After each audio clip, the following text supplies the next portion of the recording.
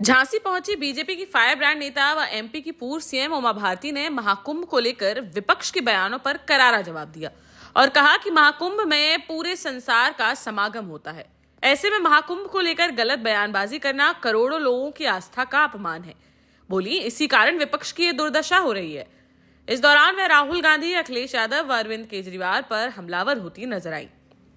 दरअसल महाकुंभ में शामिल होने प्रयागराज जाने के लिए पूर्व सीएम उमा भारती झांसी पहुंची थी, जहां उन्होंने पानी वाली धर्मशाला के पास प्राचीन गणेश मंदिर में पहले पूजा अर्चना की।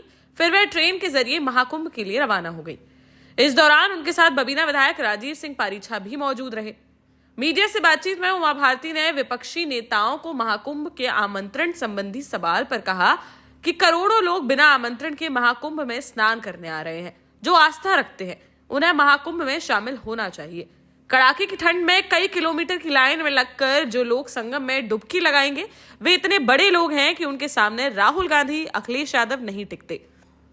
उमा भारती ने कहा कि केजरीवाल अन्ना हजारे के आंदोलन से निकले हैं।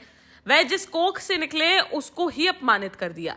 दिल्ली के पूर्व सीएम कभी कहते थे कि लाल बत्ती नहीं लेंगे, एक कमरे के मकान में रहेंगे, लेकिन आज सब कुछ जनता के सामने है। मैं महाकुंभ का ही स्नान करने के लिए आज झांसी आई हूँ। यहाँ से बुंदेलखंड एक्सप्रेस पकड़ूंगी। मेरे लिए झांसी से रूट आसान हो जाता है, इसलिए यहाँ आई हूँ। प्रश्न जो खड़े हो रहे हैं आप मुझे बताएंगे तो मैं उसके उत्तर दे पाऊंगा। देखिए, समाजवादी पार्टी हुए चंद्रशेखर आजाद, रावण हो, वो कह रहे हैं जिन लोगों को पाप किए जिन लोगों ने वो वहाँ महाकुंभ का महाकुंभ जो है ना, वो अमृत की बेला है।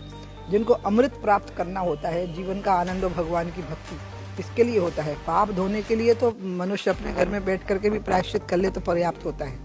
इसलिए जो लोग वहाँ जा रहे हैं वो भगवान की भक्ति का अमृत प्राप्त करने के लिए जा रहे हैं, जीवन की दिव्यता प्राप्त करने के लिए जा रहे हैं। ऐसे लोगों की बुद्धि पर क्या कहेंगे दीदी? मैं कुछ नहीं कह सकती हूँ उन लोगों की, क्योंकि उनको इतने बड़े पूरे संसार के समागम, जिसमें पूरे विश्व से और खुद भारतवर्ष से करोड़ों की संख्या में लोग इकट्ठे हो रहे हैं, उनकी आस्था का इससे बड़ा और कोई अपमान नहीं हो सकता। इसी कारण से इन लोगों की दुर्दशा हुई है जिसको लोग भुगत रहे हैं। अखिलेश यादव आए दिन ऐसी सवाल उठाते रहते हैं अयोध्या पर। भाई कुछ कहें, इन पे क्या कहा जा सकता है इन लोगों को, क्योंकि कार सेवकों पे जिन्होंने गोलियां चलाई हैं उनकी हत्याएं की हों कार सेवकों की, जिस पार्टी ने, उनके लिए यही कहा जा सकता है कि ऐसे भी लोग होते हैं संसार में। ये नहीं होंगे तो शायद सृष्टि का संतुलन बिगड़ जाएगा। कुंभ में राहुल गांधी को आमंत्रण देंगे? नहीं, ये काम मेरा नहीं, ये तो आप योगी जी से पूछिए कि न आमंत्रण गए हैं, किस किस को गए हैं, कि नहीं भी गए हैं, क्योंकि प्रधानमंत्री, राष्ट्रपति, इनको तो सामान्य प्रक्रिया में आमंत्रण दिया जाता है। बाकियों के लिए क्या होता है, और जो लोग वहाँ करोड़ों जा रहे हैं वो बिना किसी आमंत्रण के सिर्फ आस्था के कारण जा रहे हैं। आप एक संत भी हैं, संत के नाते आप क्या कहेंगे कि लोगों को आना चाहिए इसमें महाकुंभ? किसमें? राहुल गांधी नहीं, जो आस्था रखते हैं उनको आना चाहिए, जो भी आस्था रखते हैं।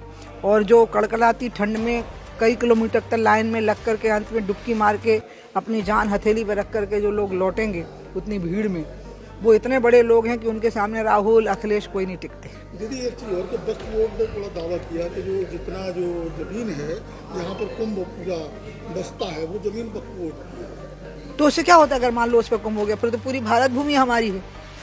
फिर इस भारत भूमि पर यह आर्यावर्त है, सनातन धर्मियों का देश है। तो इसलिए ये तो कोई, अगर मान लो वहाँ पे कभी कुछ मुर्दे गाड़े भी गए होंगे तो तर गए होंगे कुंभ का, जब अब गंगा जी की जब बाढ़ आती होगी तो वो तो वक्फ बोर्ड पे ही कुंभ हो जाए, इससे अच्छी बात और क्या हो सकती है। इसलिए एक मौलाना जी का बयान भी आया शायद बरेली के, कि पुष्प वर्षा करके उनका स्वागत करिए। तो एक वो भी बयान आया है।